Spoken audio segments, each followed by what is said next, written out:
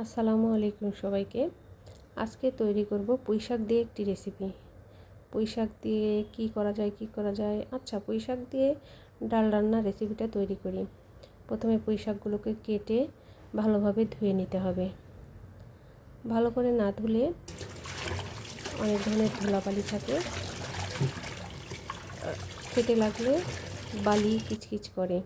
তারপর একটি প্রেসার কুকারে পুঁইশাক, ডাল, মরিচ, পেঁয়াজ, লবণ,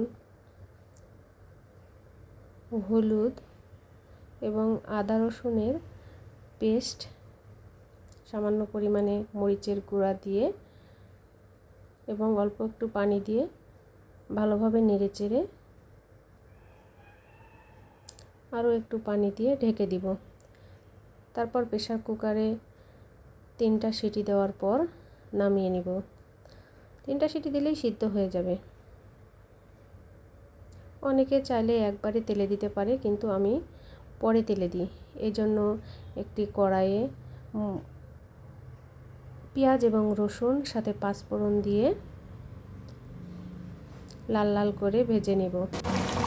এরপর ওখানে প্রেসার কুকারে সিদ্ধ করা পুঁইশাক এবং ডাল দিয়ে দিব। দেখুন, তেলে দেওয়ার পর কত সুন্দর কালার এসেছে। গরম গরম পরিবেশন করে ফেলেছি।